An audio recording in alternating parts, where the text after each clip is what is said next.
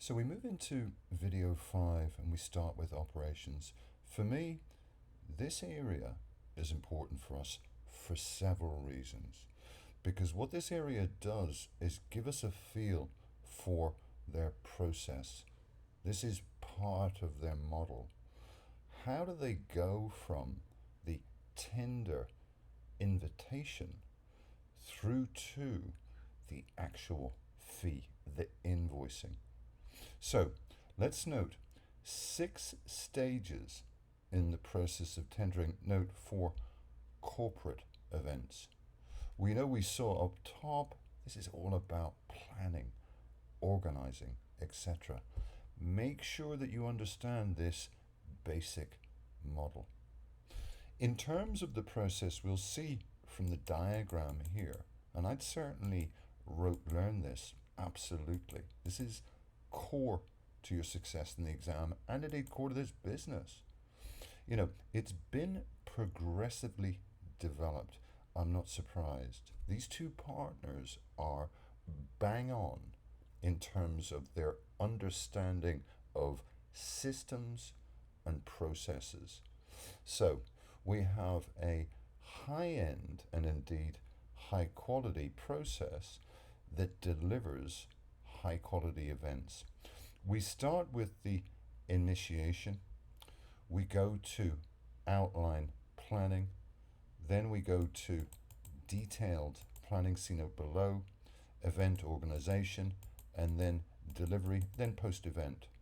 Now you'll know for sure, because I think many of you, if not all of you, have already read the pre-scene prior to watching this video.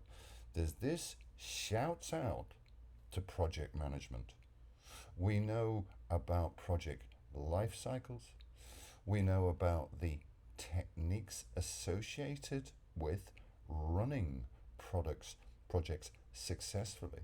And I've also referenced up top the whole area of the magic triangle and problems associated with projects, whether or not it's an event or not.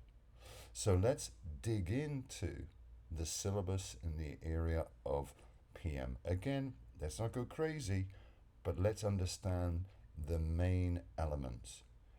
Initiation, PCAs, basic techniques, how to address the problem of scope, how to address the problem of the 3 main constraints of time, cost, and quality when things don't go to plan. An important area for us, and a shout out to the syllabus for sure. Now, in terms of the notes, some detail here that sort of distinguishes the private events from the corporate events, but nothing for us to worry about. Okay? Moving from there, we're at a stage now, we're getting towards the end. We're into another important area. I mentioned earlier on about the whole area of IT&IS and indeed the app core to their success. Let's definitely review SBL tasks in the past that deal with problems or issues. I'm talking about issues associated with the implementation of X, or problems or limitations or risks, etc., etc.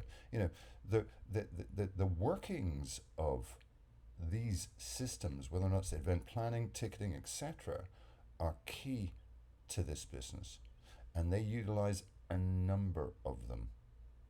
I would get familiar with the various systems in play here, and indeed what is detailed here.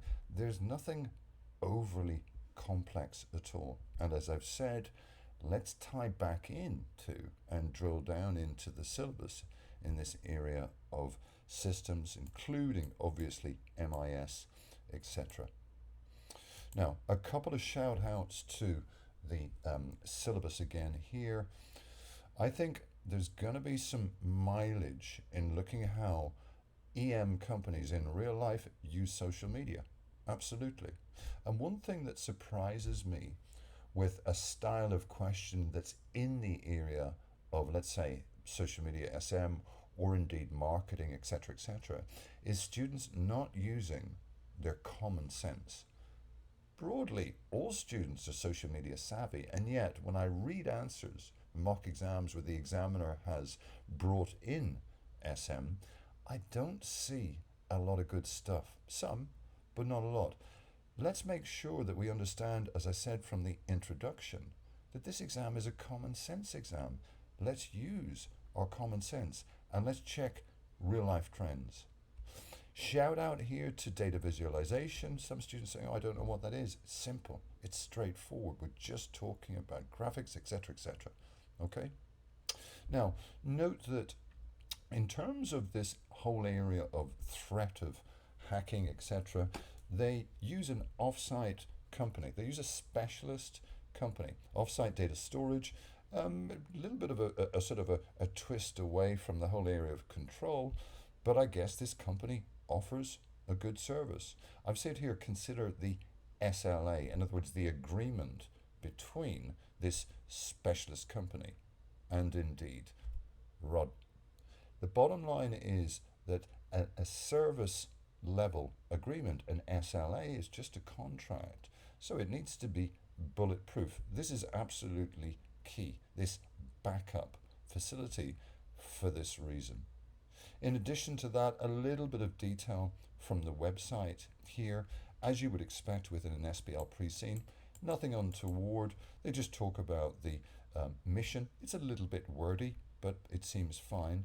And indeed, let's make sure that we can quote, the strategic aims. In effect, we're talking about very broad, high-level stuff.